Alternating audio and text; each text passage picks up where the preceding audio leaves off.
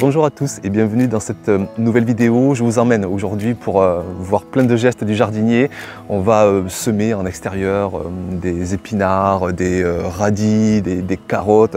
On va en profiter aussi pour repiquer des plants et observer tout ce qui est paillage, tout ce qui est sol, tout ce qui est vie biologique. On commence à rentrer là, dans la pleine saison. On arrive au mois d'avril. Il est temps vraiment de s'activer pleinement au potager. Alors je traîne pas et on attaque direct. On va commencer dans la serre, aller chercher quelques plants.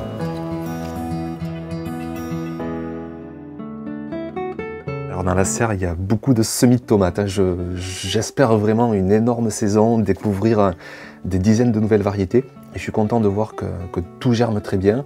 On a vraiment des plants bien trapus, qui ne s'effilent pas du tout. Tout ça, c'est grâce à la lumière, un maximum de lumière, pas trop chaud. Et tout va bien se passer. Notre semis aussi de tomates par ici. Et là, on va s'occuper des fèves. Alors les fèves, on peut très bien les semer en pleine terre, hein, c'est ce qu'il faut faire d'ailleurs souvent. J'aime bien toujours en semer en godet pour être sûr de les réussir dans un bon terreau, à l'abri des intempéries, des ravageurs. Par contre, vous avez vu les racines que ça fait, ce sont des légumineuses, hein, ça fait des racines énormes. Donc il est vite temps d'aller les planter en pleine terre et on va y aller de suite. Alors ces fèves, je vais les transplanter sur ma parcelle en fait à arbustes fruitiers. J'ai quand même quelques petites places de disponibles, donc j'y vais en repiquant mes godets. Cette parcelle, je l'ai récemment, je m'en suis occupé en désherbant, en faisant un petit peu de place et puis en nourrissant le sol avec un gros paillage qui mélange à la fois des matières rapidement disponibles, comme de la tonte de prairie, de pelouse, hein, c'est le printemps, ça commence à pousser. Et tout ce qui est vert, ça booste l'activité biologique du sol, notamment l'activité bactériologique. Donc j'ai mélangé ça quand même avec du compost végétal pour pas que la tonte chauffe trop vite, pour que je puisse quand même en mettre une grande quantité. Hein. La tonte c'est très humide, donc je l'ai un peu asséché, équilibré avec du compost végétal. Et j'ai mis ça sur 10-20 cm. Donc là on va planter là-dedans et on va en profiter pour voir en même temps le sol, sa texture, sa vie. Ça va être sympa. Donc on est parti pour planter ces fèves.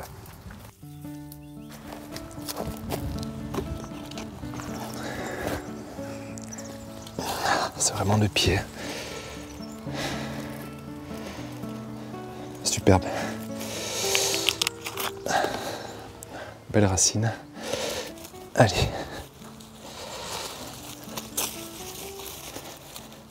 Voilà. Là, il me reste encore un peu de place. Et on voit déjà un premier itinéraire de fèves plus avancé. Et elles se régalent. Elles ont déjà bien 20 cm. Et là, je vais en mettre allez, presque une dizaine d'autres. Ils sont là, ils font le boulot. Alors, j'écoutais encore un débat super intéressant cette semaine sur la vie du sol, avec notamment Denis Pépin, c'est un auteur qui écrit des tonnes de livres sur le sol vivant, qui expliquait que c'est bien d'avoir des vers de terre, mais après c'est pas forcément bien d'en avoir des tonnes et des tonnes, ça veut dire qu'il y a trop d'excès de matière organique. Bon, moi je suis toujours content d'en voir, hein, et puis là je vois que j'en ai pas non plus des tonnes, donc je pense que je suis dans un bon équilibre entre des matières organiques à la fois fraîches, hein, avec du compost grossier, des tonnes de pelouse, et puis aussi des matières organiques bien décomposées. Donc je continue à semer mes fèves en essayant de ne pas trop déranger, messieurs, les vers de terre.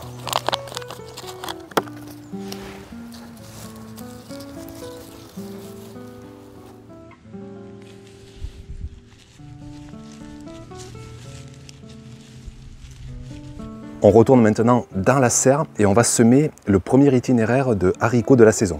Alors c'est un peu tôt parce que les haricots, ils adorent vraiment d'avoir un sol réchauffé. Hein. Moi j'ai plusieurs itinéraires de prévus en pleine terre, mais pas avant la mi-avril, fin avril. Mais là ce que je vais faire pour gagner un peu de temps, prendre un peu d'avance, je vais aller semer des haricots en godet, sous abri, et comme ça, dès la mi-avril, ils seront vraiment déjà bien avancés et j'irai les repiquer en pleine terre. Alors j'ai pris un mélange de haricots nains, mange-tout, et là je vais avoir plusieurs variétés, plusieurs couleurs, donc c'est vraiment sympa je trouve à semer, et je vais en mettre 4-5 par poquet, et donc dans 3 semaines, on ira replanter ça au potager.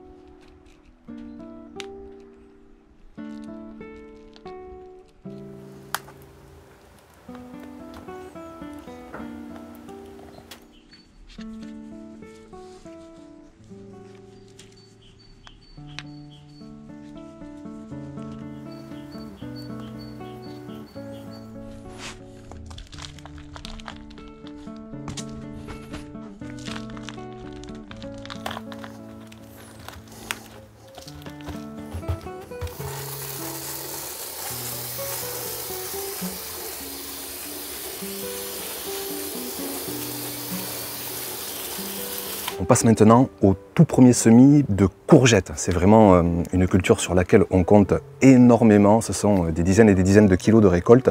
Ce qui est important par contre, en tout cas dans mon potager, c'est d'étaler les semis pour vraiment étaler les récoltes. La courgette, on peut la récolter en juillet, en août, mais aussi en septembre et aussi en octobre. Mais inutile d'en avoir trop en même temps. Donc là, en fait, je vais juste semer 3 graines. Presque c'est déjà trop. 2 plants, ça me suffirait.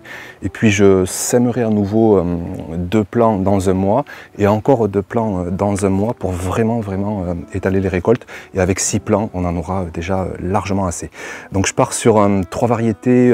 Pour une fois, je ne vais pas en découvrir de nouvelles. Je réutilise des sachets que j'ai déjà. Donc Gold Rush, Coutor, magnifique courgette à la peau grumeleuse et très bonne à l'intérieur surtout. Et puis une classique, la verte 2000 ans. Alors comme ce sont des plants qui vraiment se développent à la fois très vite, font de gros systèmes racinaires, là d'ici fin avril, déjà ils seront prêts à planter en extérieur. Donc je prends des gros pots, je préfère que des pots de 7 sur 7, là je suis bien sûr au moins sur du 10-10-10. Et avec ça, les plants de courgettes, même si je les plante un peu tard, ils vont pouvoir bien se développer. Et ce sera que mieux pour éviter qu'ils végètent.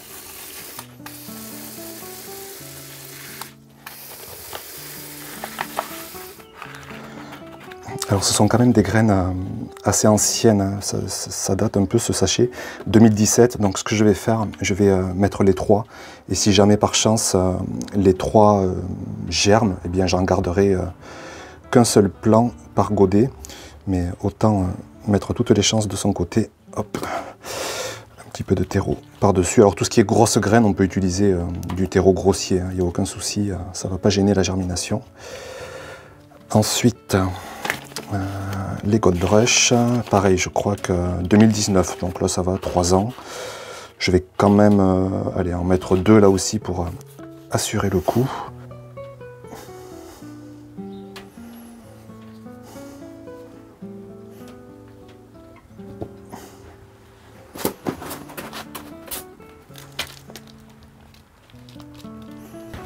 On passe à la dernière, la verte de Milan.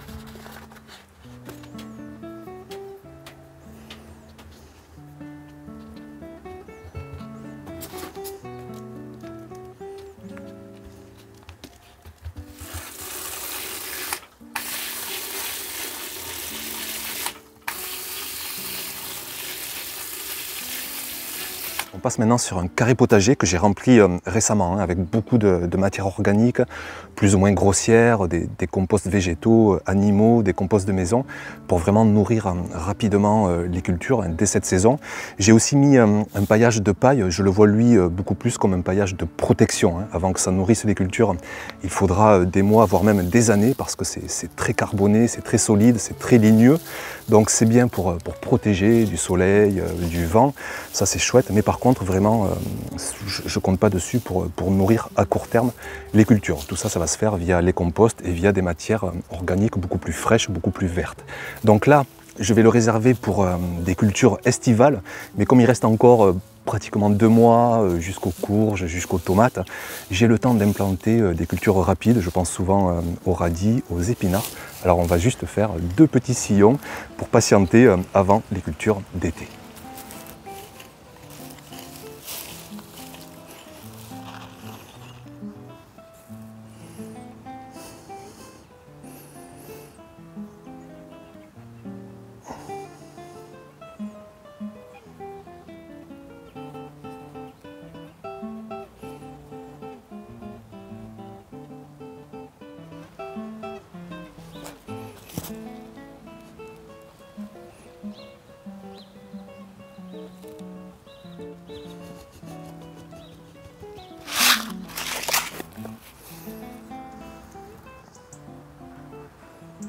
Alors j'essaie de ne pas semer trop dense, toujours pour éviter un éclaircissage par la suite trop contraignant.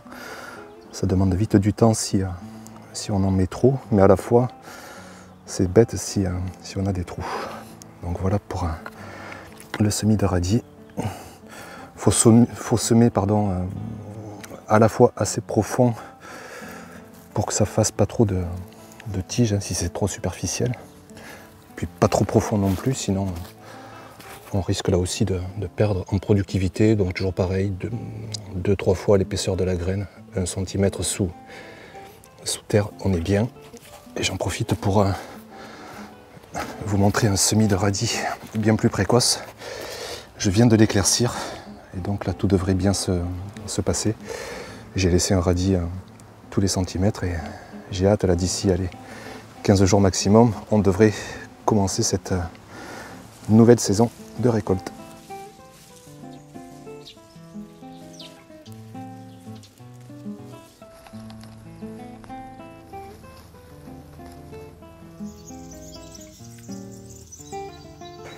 La bourrache qui commence à rentrer en floraison, signe dans le sud en tout cas, que ça y est, on arrive enfin sur la pleine saison.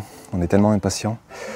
Ça fait un bien fou. Je me dirige vers une zone paillée. J'ai envie de parler avec vous un petit peu de paillage, tellement on est nombreux à raisonner par cette approche, par le sol. Et rappeler quelques notions, en tout cas comment moi je le visualise. Donc toujours une diversité folle de paillage. Et chacun aura un effet différent. Tout ce qui est carboné, c'est beaucoup plus un rôle protecteur à court terme, avant que des feuilles, que du bois n'aillent nourrir vos cultures. Il faut des mois, pour ne pas dire des années. Donc ne comptez pas sur un simple paillage carboné pour alimenter vos cultures. Elles ont besoin de matières beaucoup plus facilement assimilables, tout ce qui est tonte, tout ce qui est verre, tout ce qui est résidus de cuisine, tout ça c'est de l'énergie rapide qui va formidablement équilibrer notamment les paillages beaucoup plus secs. Donc ici beaucoup de diversité de paillage, beaucoup de compost aussi. Vous voyez que les vers se régalent. Beaucoup de compost mais assez grossier pour quand même toujours activer la vie biologique. Et puis en dessous c'est du couscous. Quand je pense d'où je pars il y a de nombreuses années, là on est sur une texture beaucoup plus agréable, beaucoup plus organique, beaucoup plus vivante et beaucoup plus fertile, avec des vers qui font le travail. Alors après, si vous avez un sol très compact, très argileux, qui manque d'aération, n'hésitez pas à le travailler sans le détruire, vraiment à coup de grelinette, à coup de léger croc, en gardant quand même l'épaisseur des couches, ou en tout cas l'ordre des couches. Mais vraiment l'oxygénation est capitale pour activer l'activité biologique, pour activer notamment le monde des bactéries. Et c'est des bactéries qu'on va avoir besoin au printemps pour vraiment minéraliser et que les cultures se régalent. Donc ma philosophie, moi, ne change pas, toujours une extrême diversité de paillages. J'aime pas trop la philosophie de monopaillage, par exemple uniquement à la paille ou uniquement au foin. Je sais que ça peut marcher, avec notamment que du foin, notamment aussi que de la paille selon certaines écoles. Mais ici, au potager d'Olivier, je jure beaucoup par à la fois une diversité de compost plus ou moins grossier, de paillage plus ou moins carboné, et au final, on arrive à de très beaux résultats. On revient à nouveau dans la serre pour de nouveaux gestes, de nouvelles étapes d'itinéraire. Donc ici, des poivrons qui ont été semés il y a déjà un bon moment. C'est long les poivrons, il faut de la chaleur, de la lumière. Ici, vous voyez un beau taux de germination sur les poivrons mandarines. Donc je vais les repiquer maintenant en godets individuels. Vous voyez aussi des taux de germination qui ne sont pas optimaux, notamment l'aubergine Amoro ou Amora, j'ai plus le nom. Mais j'ai quand même une petite germination, on va essayer de la garder précieusement. Vous dire que, voilà, même si parfois je donne l'impression que tout marche, bien loin de là, je le répéterai souvent cette saison, vraiment le potager n'est pas une science exacte, n'est pas une science facile, et on a bien souvent du résultat autre que le 100%. Je vais aussi planter un plant de tomates. Alors, je suis là en jardinerie, il y a des plants qui sont déjà monstrueux. J'y gagnerai, je pense, en précocité à aller en acheter et les installer. Mais là, c'est la petite fierté en fait de l'avoir fait moi-même. Donc j'ai pas utilisé d'éclairage artificiel, ce qui fait que j'ai pas des plants monstrueux. Hein. Le plant de tomate là, il comprend bien qu'il n'est pas encore en plein été, donc il y va tranquillement et doucement, mais sûrement. Donc là, je vais le planter tel quel, je vais l'enfoncer quand même parce que vous voyez que tous ces poils là, ça va faire des futures racines. Et puis j'espère, ouais, pas avant le mois de juin quand même, pour avoir les premières récoltes.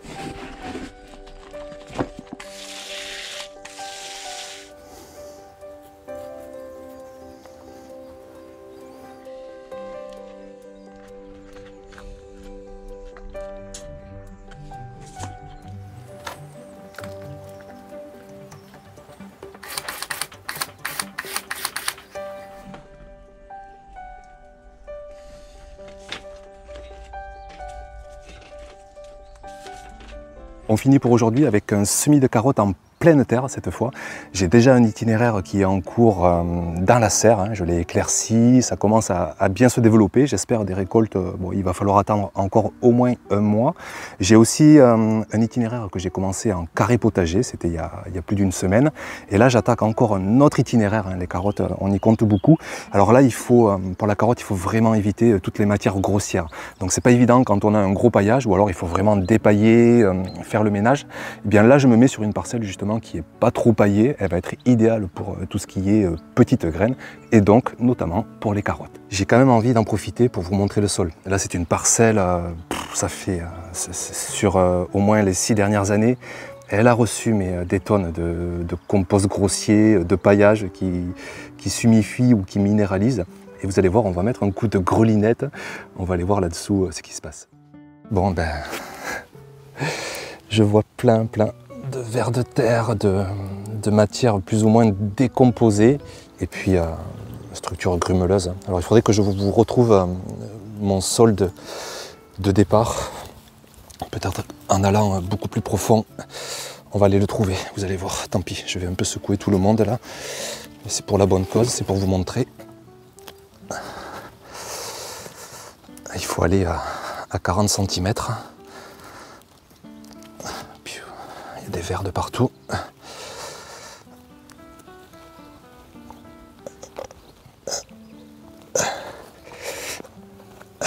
Voilà. Là, on arrive à mon sol de départ. Un genre de pâte à modeler marron clair, tout juste bonne à faire à de la brique. Et là, on est sur un sol amélioré depuis des années. Je le répète encore une fois, compost plus ou moins grossier, paillage plus ou moins carboné, et puis total régal au bout de quelques années.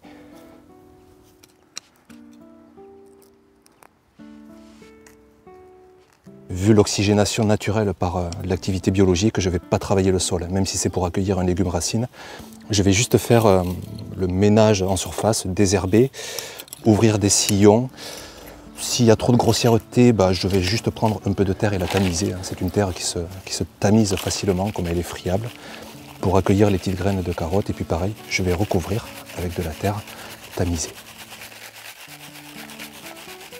Alors ce sont des carottes Atomic Red.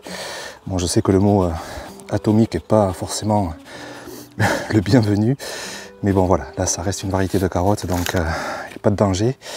C'est une variété précoce, donc encore plus idéale pour semer en début de saison.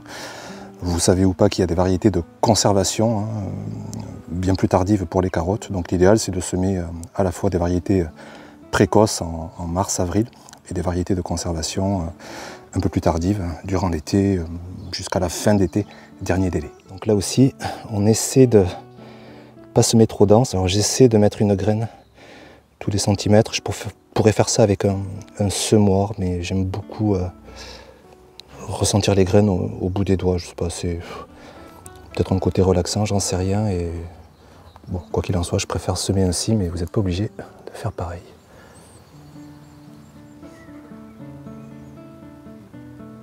Pour refermer les sillons, j'ai quand même très peu de grossièreté, donc j'ai choisi de les refermer tout simplement comme ça. Inutile d'avoir le tamis. Puis j'ai quand même semé assez dense, donc Il y aura toujours, je pense, une bonne quantité de carottes qui vont germer. Donc on referme délicatement et ça devrait le faire.